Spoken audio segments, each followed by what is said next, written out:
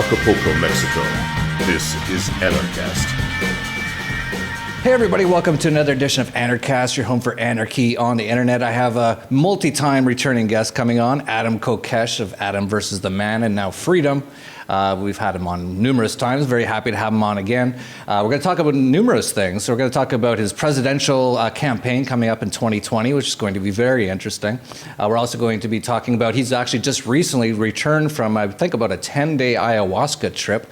I want to hear all about that. And then, of course, there's been all kinds of drama with him and Macy Tomlin breaking up. Adam, to me, like 2016, everyone's online going, I can't wait till 2016 is the worst year ever. I can't wait till it ends. And I'm like, yeah, kind of in the Libertarian sort of area. I kind of feel the same way. It's just been like drama after drama. Oh, this guy said that, and we can never listen to him again. And Larkin Rose fell in love, so forget about all his 20 years of work. All this drama. We'll get into all of that. But first of all, Adam, great to have you on, and let's get into the presidential election stuff.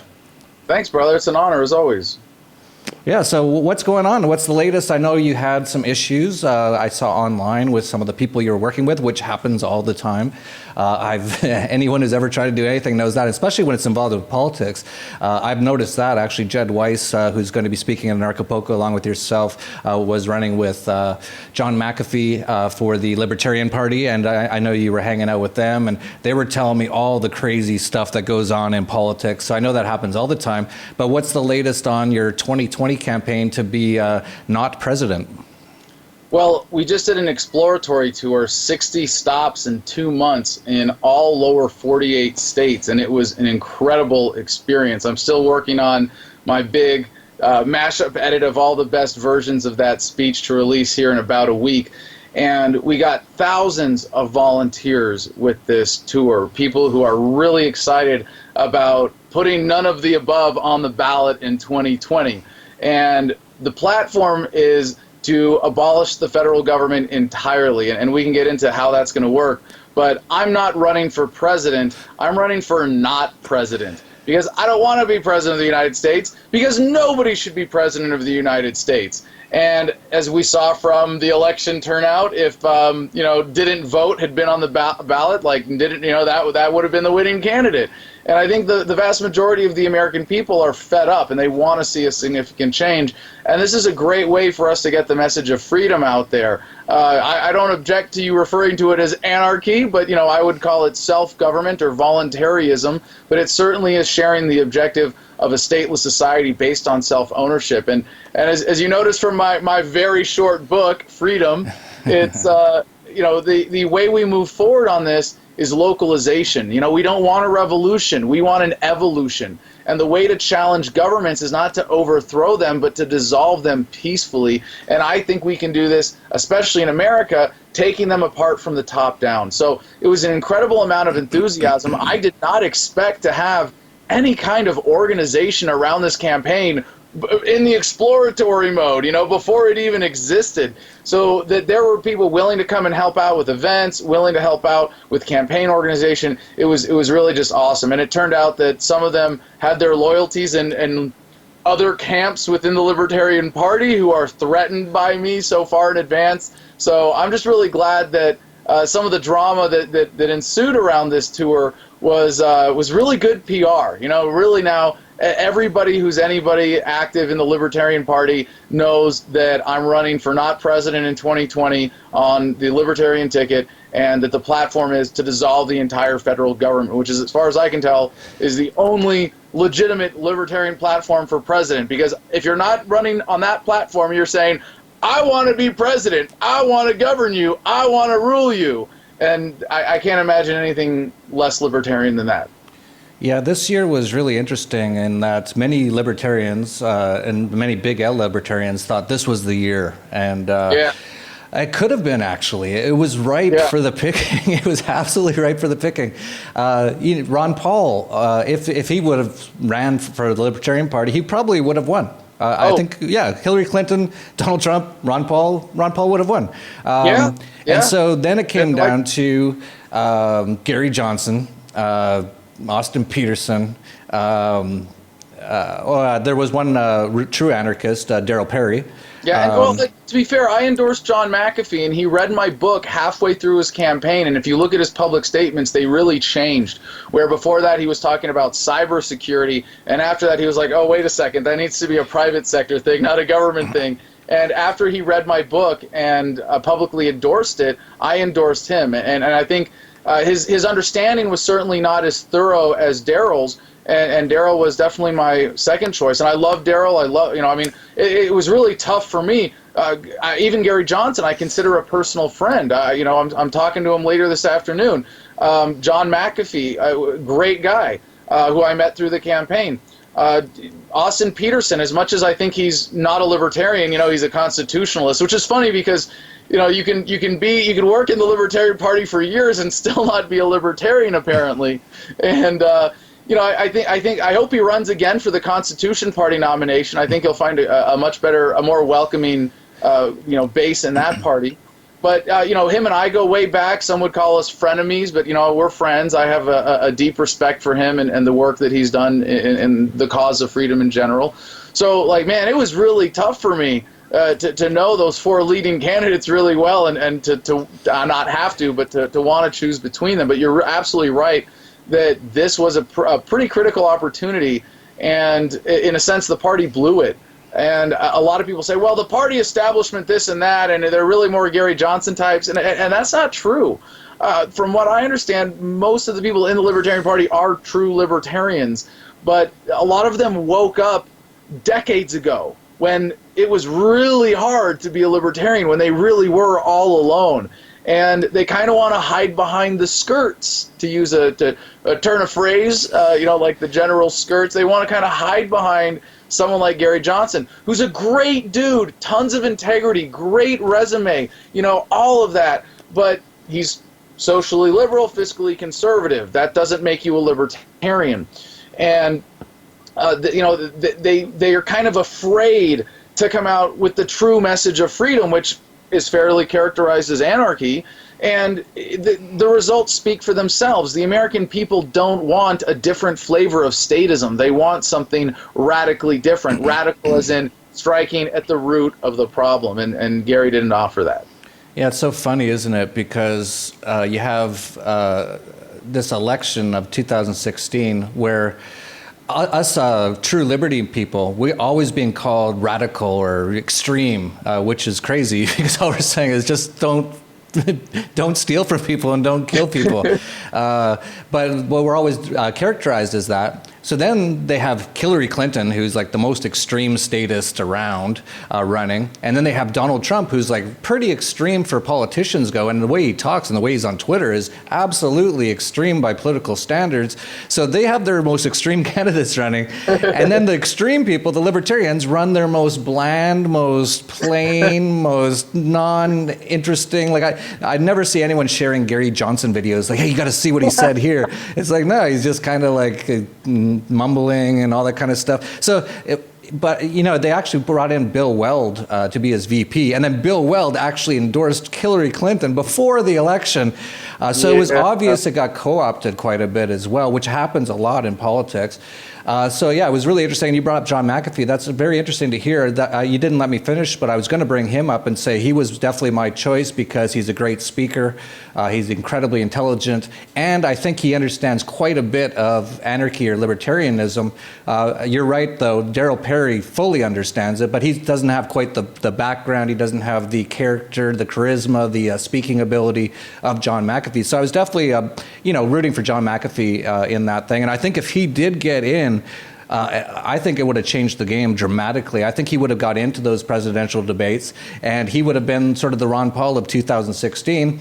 He might have lost because for whatever reason, but I think that was, a chance that was really lost there. So I'm really glad that you're going to do it in 2020 because I consider you to be pretty much the best, Larkin Rose, yourself, the best communicator of the values of libertarianism, and you're even more charismatic, no offense, Larkin Rose, than Larkin Rose, and you're a great public speaker.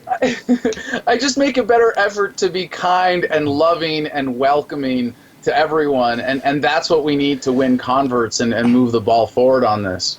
Well, also, politics is a lot about just charisma. It's about who looks the best on camera, who talks the best, right? That's really what it is. It's this big show, this big puppet show, when it's the Republicans and Democrats of, which one makes you feel good when you look at him and when words come out of his mouth, right? So yeah, that's PR. Yeah, you kind of got to play that game. Yeah.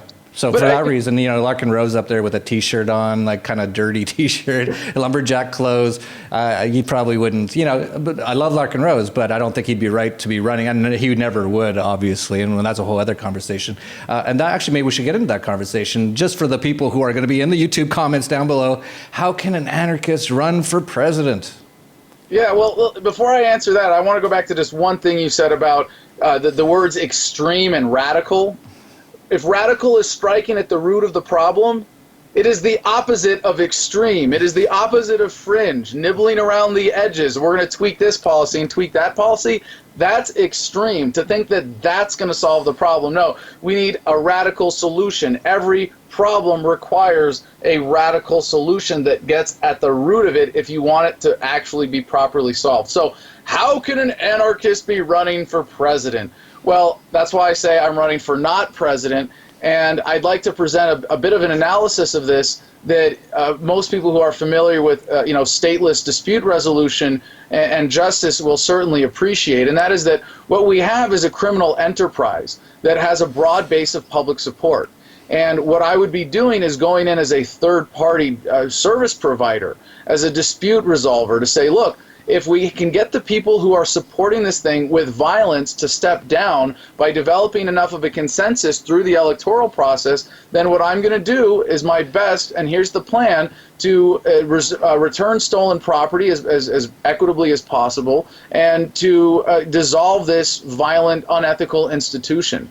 So this is completely in line with a non-governmental framework of dealing with an injustice and a bad actor or a criminal in society. So the way the platform is to go in and sign a single executive order that would initiate the administrative process of dissolving the federal government entirely. I would essentially be immediately resigning from the presidency to be custodian of the federal government, which would have no authority whatsoever at that point to accept it in the distribution of the property that it is stolen. So some of the things that we can do with this are really obvious. I would be appointing department heads to each major department, or every department really in the federal government that needs this, or every sort of cabinet level department, so that those people could carry out what would be a more or less preordained plan laid out in this executive order. Some agencies are very, very easy to deal with, like Department of Education, doesn't run a single school, doesn't educate a single child. Winning the election in November is the beginning of the 2 months notice, because I go and sign this executive order January 21st, and that's it. They're done. They go home. There's no other notice. The appointee as the custodian of the Department of Education would have some responsibility for handling the physical properties, although they would probably simply get folded into a larger department like the Department of Defense.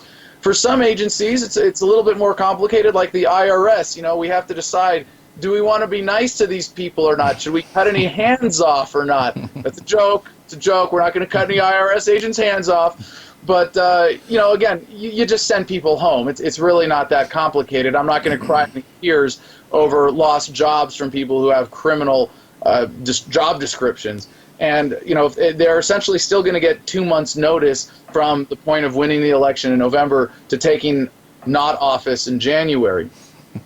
Some agencies need to be returned to the states. And one of the great things about this platform is how we get to sell it.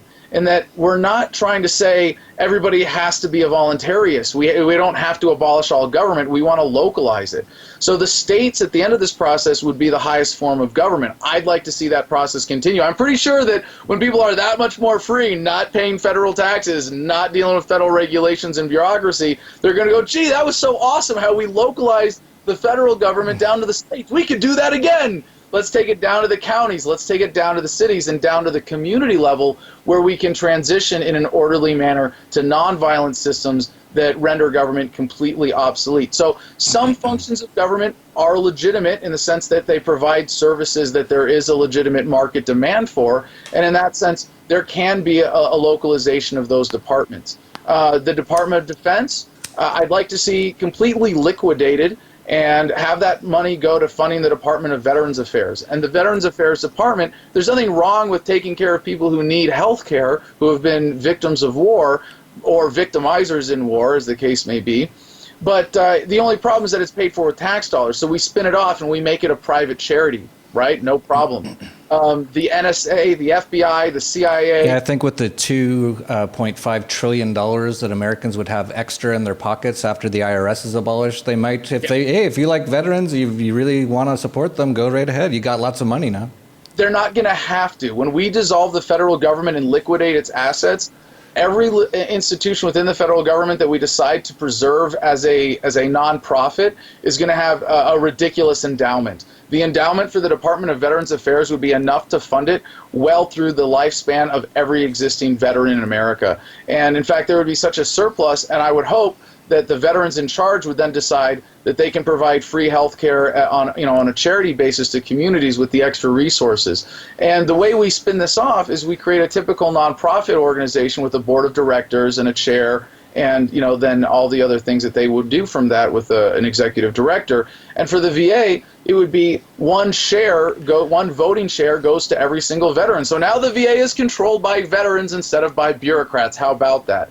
Similarly, there are lots of other federal assets that can be liquidated and used to fund the legitimate obligations that this criminal organization has taken on. And this is the great solution to the Social Security problem. People have paid into it. They've been stolen from. And can we track all the money? Can we, legitimately return it to its rightful owner? That's not realistic. But we can do our best to approximate that. And I think Social Security could be funded with those liquidated assets for at least a reasonable period of time. And of course, at the end of that, state governments or local governments or private charities would be able to pick up the slack. So we can really create an orderly transition. I'd like to see someone like John McAfee be head of the CIA for the purpose of handling the documents and bringing home those assets. Maybe Judge Napolitano for the FBI, who knows, or the Department of Justice, which is a whole other fun can of worms. We get to immediately release all political prisoners, pardon Ed Snowden, Schaefer Cox can be released, Chelsea Manning, Ross Ulbricht, yes. He's the next one. He's usually the first one on my list. And I'd actually like to see Ed Snowden become head of the NSA. But for the rest of the Department of Justice, I think there's a legitimate function in there where we can appoint someone to oversee the process of determining of federal prisoners which ones of them are real criminals, in the sense that they have committed actual crimes, not violating government rules, non-crimes. If they are not real criminals, they get pardoned and released immediately. No problem there. If they're I think that's around 80 to 90%, isn't it? Have you looked at the numbers? Exactly. Yeah. I mean, bam, huge savings right there. A huge amount of freedom restored to people who deserve it. But for and I don't know if it's even 10%. It's probably less than that. I'm not. There's a lot that has to be figured out over the next few years to do this, and they can be handed over to state facilities. And I think that's entirely reasonable to say if you've committed a real crime, if we haven't figured out the stateless society solution to exactly how to deal with you in a perfectly just way, but we've determined that you're a real criminal and a real threat, we'll let the states handle that. So the cool thing about this is that I get to use this as a platform over the next 3 years to build this movement. I'd say right now we're at best 1% of the population in America. Some would say 1/3%. Depends on how you want to count that. But I'm really hoping that over the next 3 years we can use this platform to win converts and to build this movement to about 10% of America. I don't think that's an unreasonable goal. If it takes me 2 or 3 election cycles, I'll keep running until the federal government ceases to exist one way or another. But once we get to that 10%, I think that's the critical mass at which we can pitch this idea of localization to the general public and say, look, just vote to localize government to the state level. That's all we're asking. That's the first step. And I think at that point, we're going to have to win with overwhelming support. But if our movement was, say, 10% of the population instead of 1%, we would have no problem winning over 60% of the voting public. I mean, considering how many don't vote anyway at this point, give them a reason to. And, you know, when we win on this platform, it's going to have to be with an overwhelming majority. It's not going to be, we had 34% to Democrats and Republicans, 33%. It's going to be because we really got the vast majority of the American people on the side of this, on the side of righteousness and justice and peace and freedom. And you're not going to be able to fight it. You know, we have to be able to say we're immediately dissolving Congress and the Senate, and the Supreme Court is of no authority whatsoever anymore. We're going to turn all those federal buildings into museums, and you know, have a private charity run those. And that's all that needs to be done. What I'm saying with this platform, sort of like museums with sort of like a. That was what a terrible time sort of museum. Yes. Sort of like a Holocaust museum sort of thing. Yes, exactly. A reminder so that we should never make the same mistakes again. Absolutely. And what I'm saying is not just we're trying to put none of the above on the ballot with this campaign, but we can do this the easy way or the hard way. And the hard way is to ignore the problems that we're facing and to hope that doing the same old thing and electing Democrats and Republicans is going to change it. But if we can take our heads out of the sand and do things the easy way and face up to these problems, localizing government provides for a beautiful, simple, orderly, peaceful transition. Yeah, I've been sort of a believer that's the way to go. It's unfortunate that we have to get involved somewhat in the political process to make that happen. But again, like what you just said, it's mostly about hearts and minds. The whole ticking of the box part is just a small part of the whole thing. You know, you said 10%. You know, communism really started in the 20th century. At the beginning of the 20th century, hardly anyone knew anything about it or anything. And within 20 or 30 years, they had about 15% of people thinking it was a good idea. And of course, it sounds like a good idea. We know now it's absolutely not a good idea. You know, but, you know, give unto others as you want them to give unto you, or whatever the stupid saying is. To each according to his need, and from each according to his ability. Yeah, sounds great. We tried it. Tried it in China, tried it in Russia, tried it in Venezuela, tried it in Cuba. Doesn't really work out. But they became huge. They became the movements in Russia and China and Cuba and other places. And it was a small minority that actually made that happen. And I actually see with libertarianism, and you've probably seen this as well, just the massive growth. Like you can just see it, you can sense it. Because you've been around, I don't know when exactly you started doing what you're doing, but I think we're around. Now. How long? 10 years now, full-time activism. 10 years. Okay, so yeah, that's about when I got really into this stuff, about 10 years ago, and it was really quiet. Hardly anyone knew what the word libertarian meant. Everyone thought the word anarchy meant just chaos and violence and bomb throwing, and that's changed dramatically. Now almost everyone kind of knows what libertarianism is, which is a huge thing, and a lot of that's due to Ron Paul. So again, through the political process, he's managed to enlighten a lot of people. So yeah, I could totally see this happening, and it could totally happen by 2020. It reminds me, you know, I was one of the first guests on Anarchast when you came out to Porkfest so many years ago, and yeah, the movement has really come a long way. If anything, I think we're still on the, you know, it's an S curve of adoption, but we're still on this, you know, exponential part of that curve of that uptick. And to get to what you said about, you know, winning converts, hearts and minds, that really is the core of this campaign. It is an experiment to see if it is possible to win this way. It might not be. I don't want to promise anything, because it could be that government ends with a collapse before this. It could be that we end it with a widespread secession movement, which I would be totally happy to be a part of promoting. But one way or another, there has to be a critical mass of people who conscientiously and deliberately embrace these ideas and are actively working to render government obsolete. Yeah, absolutely. I could totally see it happening. You met Tim Moen, I believe, who's the leader of the Libertarian Party of Canada. He's an amazing anarcho-capitalist. He totally understands everything about the philosophy of liberty. And he's a great speaker, too, which is amazing. So, you know, you got him in Canada. Then you have Rick Falfinga of the Pirate Party, who's coming back to Anarchapulco. Actually, Tim Moen's going to be in Anarchapulco. You're going to be in Anarchapulco. The Pirate Party in Iceland is almost won the government in Iceland. Like, they're huge. Like, they're like 30 or 40% 40% of the government now. Yeah. So these things are happening all over, and government, the old old style of the big government is just falling apart, and that's why Trump basically got in, is because people are like, we got to try something. We don't know what the answer is, but it got to be better than Hillary Clinton. So I think and with the internet, things are just speeding up so fast. So I could totally see a lot of this stuff happening by 2020. And that actually brings me into another sort of a point that we should bring up. Before we get into the ayahuasca stuff, which I also want to get into, is about supporting each other. And this, it's going to take a ton of work and support of everybody. And it's not even a ton of work, really, but a ton of support. And all this infighting of libertarianism, especially anarchism, in the last year, has gotten way too much, in my opinion. We have this, we're fighting the entire world here, basically, with our minds.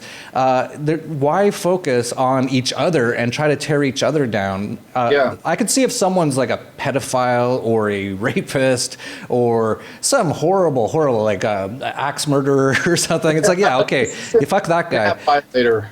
Yeah, but if someone has a breakup like you did, or Larkin Rose fell in love, these should not be massive debates and outcries and chaos and all kinds of infighting. It's absolutely ridiculous. So let's just briefly talk about that. You broke up with Macy Tomlin, who was your fiance. I've had her on Anarchast, I think, a couple times. It was a messy breakup, which happens. Anyone out there, anyone watching who hasn't gone through, especially when they're younger, quite a messy breakup where both sides feel really hurt and really angry about the other person, happens all the time. So why don't you just sort of give your take on what happened there, and also the reaction to it.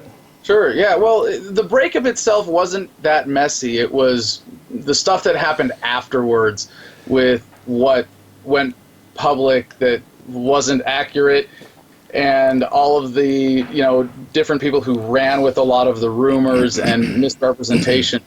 But to get to the bigger point here, you're absolutely correct that we really need to build each other up. That when we're doing good work, we need to support each other. And I thought if I may go back for a minute to my time in Iraq, Veterans Against the War. I studied a lot of Vietnam veterans against the war and how people got set up with the COINTELPRO, the counterintelligence program of the FBI, and how someone, if you don't know his story, look up Scott Camille. He's really a kind of hero of mine who was shot by FBI agents who set him up through a woman, an attractive young woman who they sent to introduce him, to seduce him and introduce him to heroin. And they ended up getting caught when they shot him, and he survived. And the judge in his case, when they tried him for the heroin charges, said, well, geez, these agents should be tried for attempted murder. And of course they got promoted. And I think if the government is doing the same thing, and it, be hard pressed to think that they're not, then their techniques have only gotten better and more subtle. And they're able to cause more disruption without it ever being noticeable. Like I was thinking with IVAW, you don't have to infiltrate the organization, although it's very easy to. You can just be the guy on the park bench next to the guy with PTSD saying, hey, why is Adam Kokesh the one who gets to give that speech? It should be you. You're way better looking and more charismatic. You should go fight that guy in the system there, or in the organization. And I think what this really speaks to is that we should judge each other by our fruits. If we have people whose, their contribution to the movement is drama and tearing people down, as opposed to waking people up and being productive, then, maybe, we don't need to call them out. We don't need to get negative on them at all. But, we should turn our support and our attention to people who are doing good work. And this is where I stand by my track record. I want to say 100%, but I haven't always been great on this myself. There are times when I have been unfairly or unnecessarily critical of other activists, and there's no good reason for it. There's no there's no finite resource of donation dollars or of views or clicks or anything like that to support our work. We should all be building each other up. We should all be supporting each other. And when people are trying to tear others down who are doing good work, just turn away from them. What we thought about with IVAW is someone a plant or not? It really doesn't matter. What is their effect on the movement? And, if you have someone who you think is a plant, make him go carry the heavy boxes if they're hanging around for that kind of thing. But in the bigger picture, Jeff, it is really essential, and I'm so glad that you brought it up in those terms, that anybody who's doing good work, unless there's some immediate threat, the idea of public shaming really should be reserved for actual crimes, and for doing when people need to be protected from someone. So when we're doing good work, we really need to support each other. And I've been around in this for 10 years. My 10-year anniversary of full-time activism is coming up in February. Around my birthday, February 1st is about when I got in with the Rock Veterans Against the War 10 years ago. And I've seen a lot of people come and go, and it's really sad. I've seen a lot of people burn out because they didn't feel that the true beauty of this message, which has love behind it and compassion and wanting to create a more peaceful, harmonious world for everyone. So, obviously there's some personal things where people get emotional and they forget that, and I'm guilty of that too. I've done that in the past, I should take this opportunity right now to publicly apologize to Ron Paul. I was critical of him at a time when it wasn't helpful and it wasn't necessary. And he threw me under the bus of his campaign, and some of the drama going back around Jesse Benton, who really is someone who needed to be warned about. But even to say that at this point, I'm sorry, it's unnecessary. And Ron Paul is still doing great work. He's still representing the message in his media production and what he's doing in organizing. And I want to say, nothing but love and respect for him. And I apologize for anything I've said about him critically in the past that wasn't necessary, and I apologize for anything I've ever said about any other activists publicly who were doing good work. Although I will say that I embraced this attitude conscientiously, I want to say 3 or 4 years ago in my activism, and since then I think I've done a really good job of sticking to this approach of saying, no, we really need to build each other up. We really need to support each other. So, that's all I got to say about that. Yeah, Josie Wales, a past Anarchast guest, just went off Facebook for a while, and she came back on. She just ranted a little bit today, saying why she left, and she was basically saying, I have tons of friends who aren't anarchists and family, and they see my Facebook walls, and they think all the anarchists are crazy because they're just going crazy, fighting over the littlest of little things. Yeah. As I pointed out earlier, it's not censorship on your own page. If you got hate on your Facebook page, get it out of there. Block people, delete comments, please. Yeah, that was sort of what I was going to get to is, there is a certain amount of people who just want to cause all this crazy infighting and fight amongst each other, which is not, we're a small minority. The only chance we have is to get more people interested. And so, yeah, if you see someone's on your Facebook wall and they're always just causing drama, just block. Unless they have something reasonable, good to say, like, I saw this person and he was murdering somebody last night. Oh, let's listen to that. But if he's like, well, blah, blah, and just causing chaos and fuck you and all this rest, I just block them. We just got to get rid of a lot of. I've seen too much of it this year, it's not helpful to what we're trying to do. If that's what we're really trying to do, and you can just tell so many of the people who are making these comments, they're not with us. They don't want to see this free world. They just want to cause drama and create chaos and all this kind of stuff. And a lot of them, like you pointed out, are probably plants. Not a lot, but some of them are definitely probably plants from the government. We have to know that, like you have to know. I mean, the Pentagon spent all this money on, puppet software. It could just be one dude, punking our entire movement through 30, 40 different rotating accounts, and all of this drama that, the legitimate activists in the movement get sucked into is because there's that storm of, validation on the comment threads under these things. Yeah, and just to finish up on the Macy Tomlin thing, I watched what she said, and I've heard what you said. I know you both. I've talked to you both personally. It just seemed like a really bad relationship breakup for the most part. But the funniest part to me, actually, was that a lot of people went crazy that you made her sign a contract. And the first thing I always say is, Well, that's what we do. That's what we believe in, is private contracts. Like, obviously a lot of people are very unclear on how, the kind of things we're talking about, because obviously a private contract's great. A contract with the government for marriage, if you want to go crazy about that, go ahead a little bit. But a private contract, to me, it was just not a major deal. Yeah. So, I think actually it's one of the great things that comes out of embracing the message of freedom is that we have more confidence, creating those mechanisms of accountability without government. And, like you said about, you want to get a marriage contract from the government? That's a terrible idea. But if you want to have, a relationship with clear expectations, then you should have the confidence to ask that you have your needs be met. You should have the confidence to make clear requests of anybody you're in a romantic relationship with or in any other kind of business partnership with, and say, let's have really clear expectations. So, when you do violate your contract, you can say, look, you promised this and you're not living up to your commitments. And then, you have, real clear grounds of termination. And also, especially in romantic relationships, it's really easy to take advantage of people. People really get caught up in love and romance, and it's very easy for people to take advantage of others by over-promising and under-delivering. And so when you have those terms written out very clearly, you can just say, look, and this isn't to say it's non-negotiable. It's not, of course, there's nothing that is set in stone when you put it on paper or into pixels. But that you have just a clear set of guidelines. I do a lot of business by email contracts, and I found this to be a very good way of doing business. I don't need you to sign a piece of paper because I'm never going to take it to government. But I might ask you if you're going to work with me or you're making me a deal. I'd say, okay, well, put your terms in writing, send it in an email to me, and I will reply in the affirmative to say that I accept those terms as written, or vice versa. And then you have at least that thing that you can point to when expectations aren't met.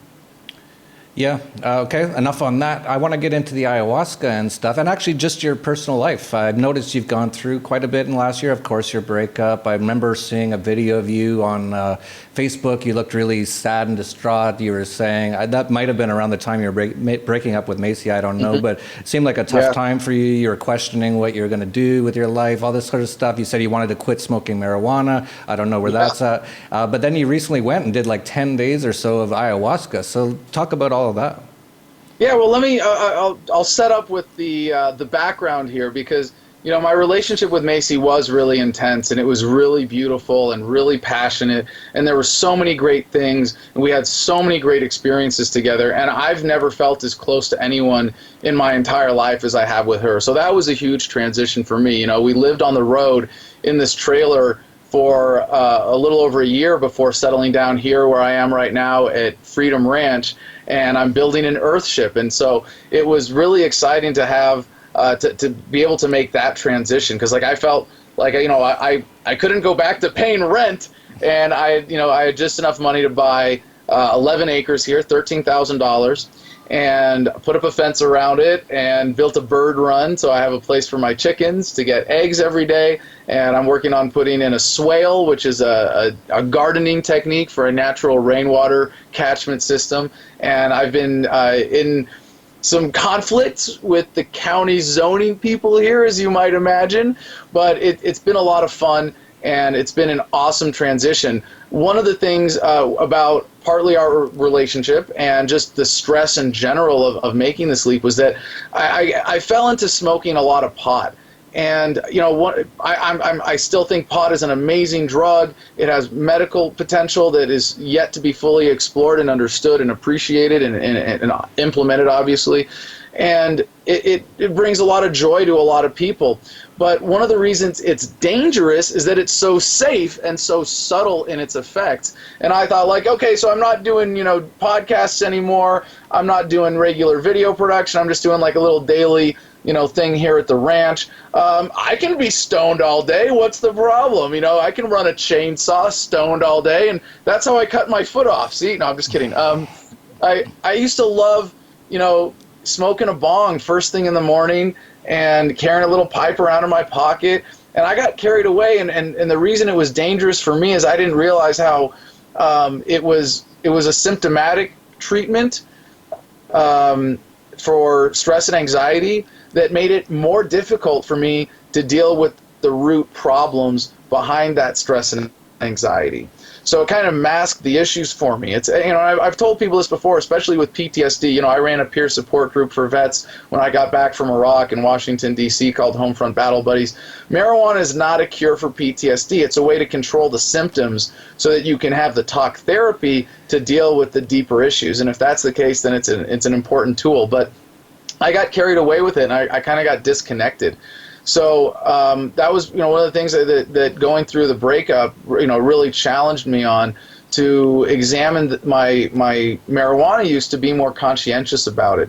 And you know, I said I'm quitting, and then I went back to it when I was on tour, but I had cut back a lot. And what I've really decided to do now, I haven't smoked pot since doing ayahuasca. Although I probably will some friends tomorrow, and probably on New Year's at Judd Weiss's party in L.A. He's having a big bud bar and all of that. But that being high all the time was not good for me. And if it's a good adjustment for you, you know, more power to you. But, you know, in all of my drug use that I've talked about publicly, I've always actually been relatively prudish and prudent about it. And this is one case where in the course of the last year, I really wasn't. So, you know, I think for me, it's shifting from, you know, being a full-time stoner to using it very sparingly in specific, you know, recreational applications. And so this is what led me to doing ayahuasca. And ayahuasca is an incredible drug of self-therapy. And I did it with Trip to Wellness. And if you want to get booked with them, I highly recommend their services and the school of thought. It's nevergetbusted.com. You can click on the link there to Trip to Wellness. Tell them Adam sent you, and they'll hook you up with a discount. And the main school of thought behind this that is really revolutionary is that ayahuasca is the same in your living room as it is in the jungles of Peru. You know, it's DMT. It's orally ingested, time-delayed DMT. And that gives you the ability to explore your inner worlds in a different way, you know, to let the lower mind, the thinker, the ego really get, you know, the barriers removed between it and the super ego, or the higher self, the truer self. And so my experience, it was 10 days, and I was supposed to do 5 trips. I only needed 4. My first one was a warm-up. It was like an ego death, deep sleep kind of experience. My second one was a beautiful, fun, visual, you know, happy trip where I had a lot of positive epiphanies, especially about relationships. And my third one, was the dark trip, where I didn't quite cross over into that, you know, intense visual state, but I was in a deep meditation the whole time and got to explore all of the darker aspects of my psyche. And it was a really powerful experience to feel what happens when you don't compose the posture of your mind and you just sort of let it go. And that was my, you know, my intention for that third trip. And I don't want to say I regret it, but the lesson that it taught me was that I want to have a better composed mind, that I want to be deliberate, even if it's just to be open and receptive and grateful, that is a deliberate mind composition, as opposed to just saying, well, I'm going to let my mind wander, I'm going to let circumstance determine what my life is going to be, what comes into my head, my old memories, my traumas. And one of the things that I was pondering during my trip was my personal transformation of going from being a warrior to a healer. And that, I mean, from going from the Marine Corps to being an anti-war activist and, you know, PTSD counselor and things like that. And that, you know, you should, it's not that you never should be a warrior, because, you know, a warrior isn't someone necessarily who makes war, but someone who's involved in a conflict or a struggle. But when it comes to human interactions, you should never be a warrior when you can be a healer. Everybody who feels the need to aggress upon someone else is doing so because they've been hurt somehow, right? Because something is pain in them that causes them to want to hurt someone else, or they have some unmet need of theirs. And so it led to a sort of sense of a hierarchy of these archetypes for me, that you should never be a warrior when you can be a healer. But then it occurred to me there's a higher archetype of being a builder or a creator.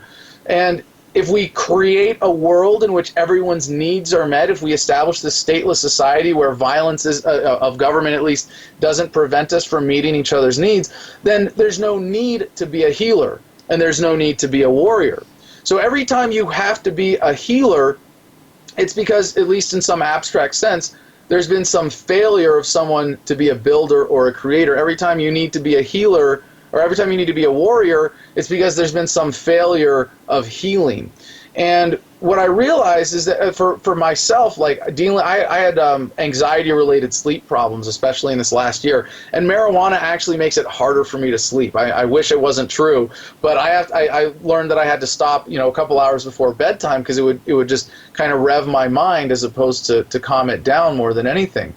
And so what I realize is that I don't want to fight insomnia. I don't want to struggle with sleep problems. I don't want to battle that issue. I don't want to heal my trauma that has led to that. I don't want to heal my anxiety issues because I don't need healing. There's nothing physically wrong with my brain. Most psychological problems that they call chemical are only described as chemical problems in order to foist pharmaceuticals on you. There are very few mental health issues that are actually able to be physically observed. So I don't want to heal that.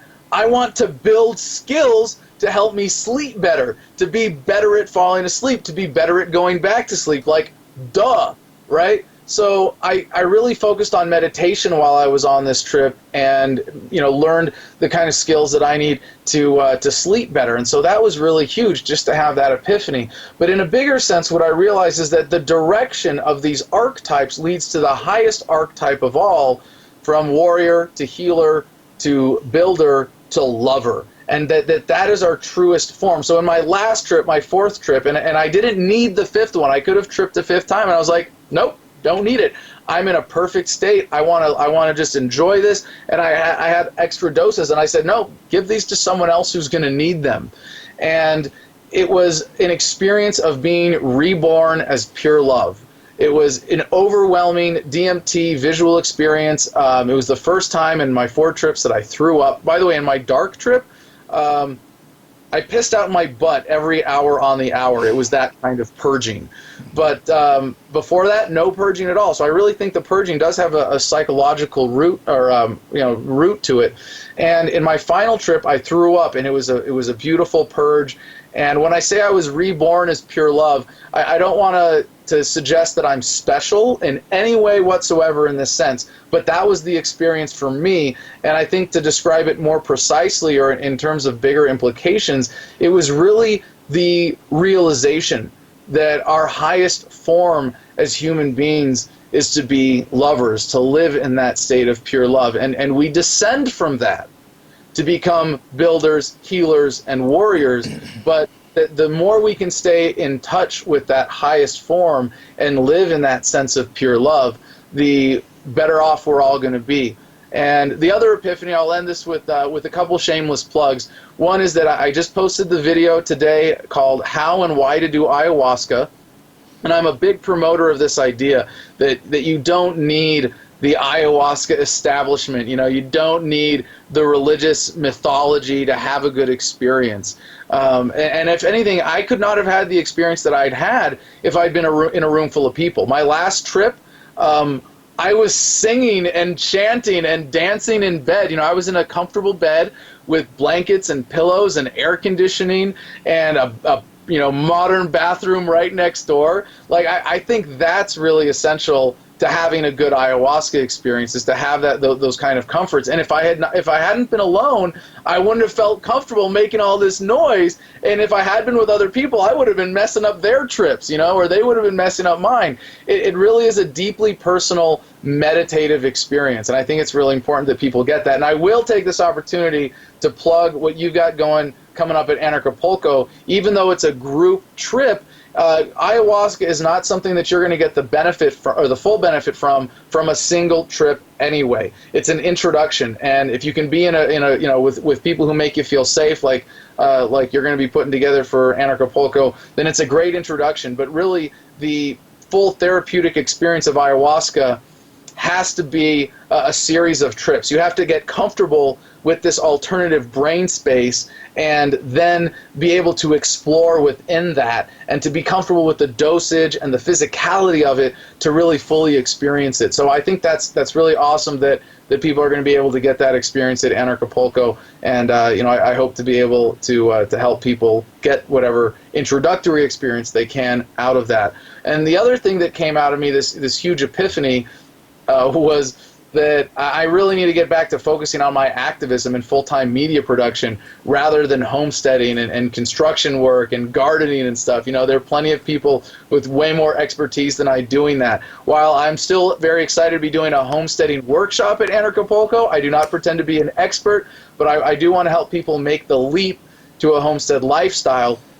But for me, starting in January, I'm getting back to full-time media production, man-on-the-street videos, and daily podcasts. And so right now, I'm really trying hard to get my Patreon up to $3,000 a month so I can hire a production assistant and an editorial assistant and do it right and come back into the conversation as the voice that so many people have appreciated. And as you know, Jeff, a lot of people in independent media get suppressed on YouTube. One of the reasons I got out of the game was because my revenue got cut by 2/3 without explanation a few years ago, and we only found out this year. I've shared the article from Zero Hedge on my Patreon page about how YouTube squeezes out small producers. YouTube is owned by Google, and the owners of Google were supporting Hillary Clinton.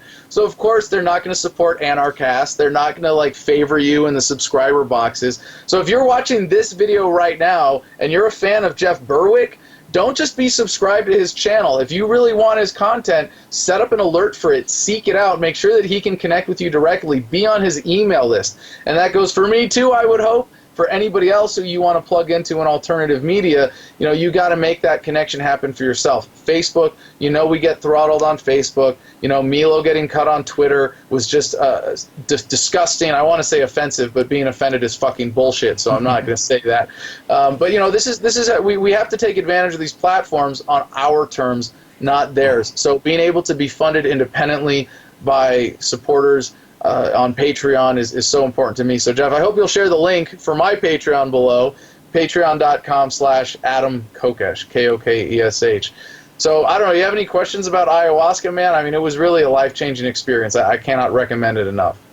Well, let me just first say that's a great point on alternative media. We're being shut down everywhere right now. They actually just passed a law in Europe say actually Germany wants to charge Facebook 80,000 euros every time someone posts fake news. And fake news, by the way, is anything that's not on your TV, which is the actual fake news. We now live in Orwell's 1984. Luke Rudowski just posted to Facebook his YouTube revenues were down like 60% this month. So we're getting hammered out there. And that goes back to my earlier point. We got to support each other. If what you really want to see is this stuff succeed, and it can succeed. We talked about that earlier. I could totally see this happening in the next couple of years. Got to support it, and don't get all negative and hammer people down and slag people. Don't infight. Get out there and support, and you can support directly, and we'll have Adam's links down below for Patreon. Also support his homesteading workshop at Anarchapulco. I actually asked Adam to raise the price because it was so cheap. I think it was like $50 or something, and he's like, no, I want as many people who, even if they don't have much money, I want them to be able to come, which is really nice of him. But I was like trying to help him get some money so you can buy a camera, because I think that's what you're trying to do right now, because your camera's broken. It's so obsolete they can't fix it. It's been rendered obsolete by DSLRs. So no camcorder, no big Adam's magic camera. I gotta get with the times. Call me Grandpa. Yeah, so anyway, the point is support whoever you like. If you like Luke Rudowski, support him. He's got a Patreon account. Adam Kokesh, he's got Patreon. Dan Diggs, so many others. Luckily here at Anarchast and the Dollar Vigilante, I make a lot of money with the Dollar Vigilante, so I don't need donations, and I'm never asked for donations here at Anarchast. I make a fair amount of money, so I'm fine. But support everyone else out there that you really support. And like Adam said, get on their email lists and stuff, because you won't see it on Facebook Facebook and YouTube, you'll see it less and less and less, to the point where it'll almost be gone probably over the next couple of years. So really support that. But getting back to the ayahuasca, I do want to mention that we've changed what we're going to do at Anarchapulco. It was going to be Barry Cooper running a world record-setting ayahuasca ceremony. I don't know what happened, but he's decided not to do it. So we scrambled quite a bit. And we found actually the guy who did it last year. So for those of you who actually went to it last year, the shaman, he's one of the top shamans in Mexico, will be operating it. He might actually be bringing one of the top shamans from Peru to operate it. Adam, you brought up some great points about the environment in which to do ayahuasca. I've only done it with other people, but I've also done iboga basically by myself with all the sort of health people around to help. And I've done mushrooms by myself. I think they're both valuable. There's definitely good and bad. I definitely did enjoy doing it by myself, but I've also, there is something about being with other people with the same vibration, same energy, which is the same at Anarchapulco, obviously all anarchists. There is something to it. I know that there was 50 people, we sold it out last year, 50 people did it, and I don't think there was one complaint, and a lot of people said it changed their lives. So definitely check that out. It'll all be at anarchapulco.com, including Adam's homesteading workshop. But on the ayahuasca, yeah, that's really cool that you went through that and experienced it. I experienced it for the first time a couple of years ago. I started talking about it. There's a lot of I've gone through ayahuasca, iboga, DMT, magic mushrooms. I'm sure I'm missing a few, and now I'm into. No, I've never done LSD. I should probably do that. Then I got really into meditation over the last year or so. I have my moments. I'll go a week without doing it, but then I'll have a week where I do it 2 hours a day, sort of a thing. And actually now I'm going through hypnosis therapy, which actually has been really helpful. So all these things, and what I've realized in this hypnosis therapy as I'm talking to the hypnotist guy is that he's sort of seeing what I'm sort of sensing, is that in order for us to help get the world to a freer place, we have to fix our own issues first. We have to become free inside first. And what you kind of discovered there with the ayahuasca is a way to become kind of free within yourself through that understanding of who you are and of your issues, which you went through this whole process. And you went through the dark side, like, oh, I got to change this. It's a very intense self-analysis is what I've found. So maybe you can just talk a little bit more about that. Yeah, well, in my book, In Freedom, this was something that I wrote out about, that happiness is a choice, that it's part of how we compose our minds. It's not an external thing. It's something that as long as your needs are met physically, you're happy and healthy, or you're healthy and all of that, then your attitude, your outlook, your demeanor at all times is your choice. And it was very easy for me to go around preaching happiness from that perspective. But it's really important to acknowledge that living it is a whole other challenge, and we should always be striving to find better ways of living by those principles and giving ourselves that emotional freedom, which I talk about in the book, in terms of making sure that, in the nonviolent communication sense. And by the way, along those lines, if there's one book I recommend right after mine, it's Nonviolent Communication by Marshall Rosenberg. And one of the important teachings of his, and you can look him up, he's got a 3-hour seminar on YouTube that I highly recommend, is that you are responsible for your own feelings. You cannot tell anybody else, you made me feel this way. Bullshit. You are responsible for your own feelings. And embracing that is, freedom and responsibility go hand in hand, right? Well, when you take responsibility for your own feelings, you have the freedom to feel whatever you want. You have the freedom to compose your mind however you want. So why would you ever choose to be anything less than perfectly happy?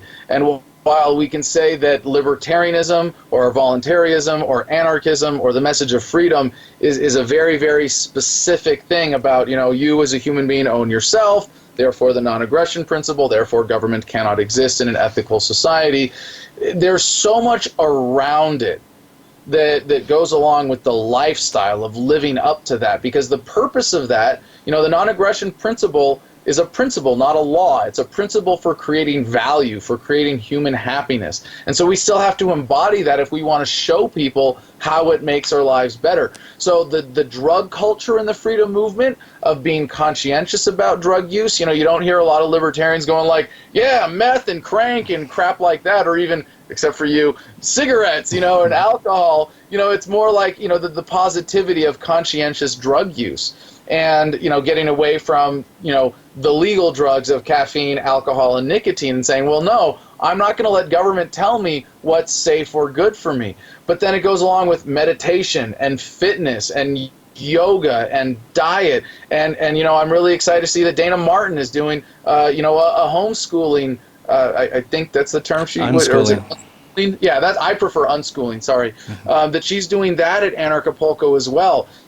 And I think it's one of the beautiful things about your conference, and you know, several like it that we've seen popping up, but even more so that there's this culture of libertarianism developing around this message. And it's very subjective, it's culture, you know, it's personal practices, but we see some obvious trends of people who are taking this philosophy and applying it in certain ways in order to live better. And what's so cool about that is that it makes it a lot easier to spread the message and win converts when you can say, look, this attitude, this perspective, this understanding has made my life better. Can I share that with you? People go, yeah, I want that, as opposed to, let me tell you how you're wrong about statism, you know, and that's a major part of the shift in attitude that I've embodied in my activism, you know, really focusing more on the love and the peace and the positivity and helping move humanity forward. You know, what's the point of being free if you don't know how to be happy?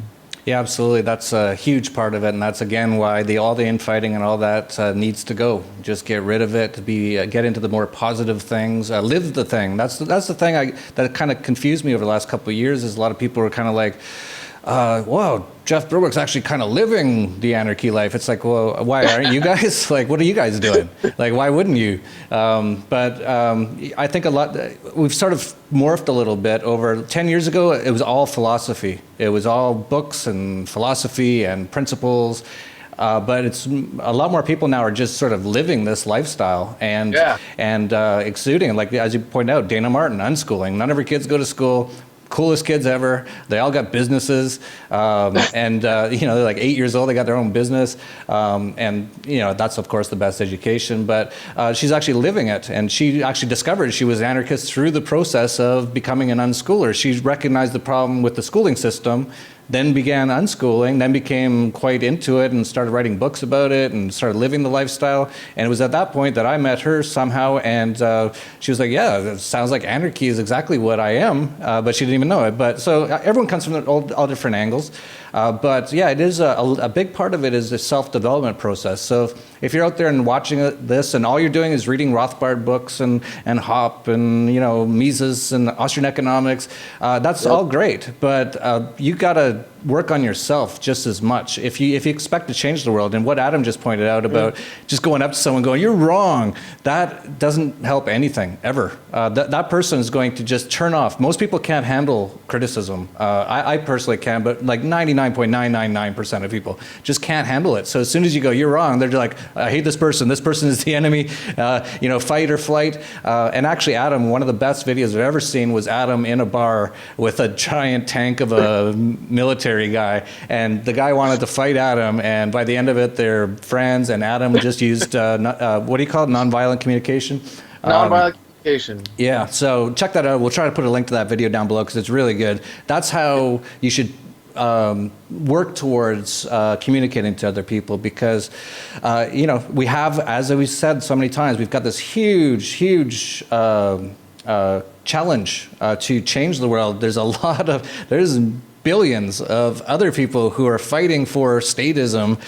There's not many of us trying to wake them up that there's a much better way that will lead to much more peace and prosperity on earth. So we have to do everything possible if we want to attain that goal. And one of the ways is to come to Anarchapulco, where we'll have all these people all talking about this stuff, all doing this stuff. Adam can show you how to homestead, Dana Martin how to unschool. If you want to work on yourself, you're spiritually, mentally, ayahuasca, all kinds of stuff. We got so much stuff. Just check it out at anarchapulco.com. So I think we should leave it at that, Adam. We always go pretty long.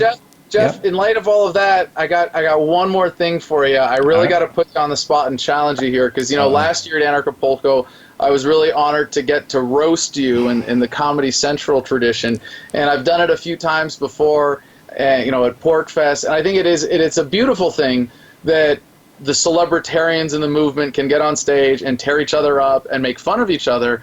But in light of what we just said, I think there's something that we can do that's a lot more in line with this spirit. So I don't know if you're really up for it yourself, but I hereby challenge you to a compliment rap battle. And if you want to put up a champion, you want to put up Eric July, who's also a great performer who's going to be there. Maybe you can get away with letting someone stand in for you, but I think it would be a lot more fun and positive and really in the spirit of what we were just talking about to have some form of compliment rap battle at Anarchapulco. So you up for that? We'll see. I actually retired from rap in 1991 when I was the number 2 white rapper in Canada, which meant, okay, I'm not very good at all. I did work on one line, if you do want to do it. What was it? You're a famous Libertarian even though you don't have good looks, but what you are good at is writing really short books. That's all I got. Jeff, not nice. And by the way, I got this idea from the guys who do this in Toronto, and I sent you the video link. It's a half hour. I know you haven't watched it yet, but maybe you should include that here below. We'll have a lot of good links in this description. And it's this Canadian group, King of the Dot, that does these rap battles of compliments as well as traditional rap battles. And I think for the freedom movement to really embrace that kind of positivity, who's the best at complimenting the other guy? I think that would be beautiful. And so I hope we can make something like that happen. Well, after everything we talked about, it does make sense to do something like that. So yeah, we'll definitely consider it. We got so many things. Like, look at the schedule on the anarchapulco.com schedule list. It's more than a week. It's like 9 or 10 days of 3 or 4 things a day. It's nuts. And I'm going to be exhausted, and hopefully I don't get dengue fever again this year. But we'll definitely consider it. We've got, as you pointed out, Eric July and Backwards. We're talking to a few other really well-known rappers as well who might also be coming. We've got still tons more to announce, so lots of stuff going on. But we'll definitely try to fit that in somewhere. I'd like to thank you for coming on, Adam. Please check out all the links down below. Adam named 4 or 5 or 10 links, so we'll have as many of them as possible down below, and I'll see you here in Anarchapulco in less than 2 months now. Yep. All right. Thanks, brother. Thank you. Peace out. Yeah, peace. That's it for Anarchast. If you like this video, like, subscribe, share. As we mentioned, just get this stuff out there. They're trying to cut us off everywhere. And that's it for Anarchast, your home for anarchy on the internet. Peace, love, and anarchy.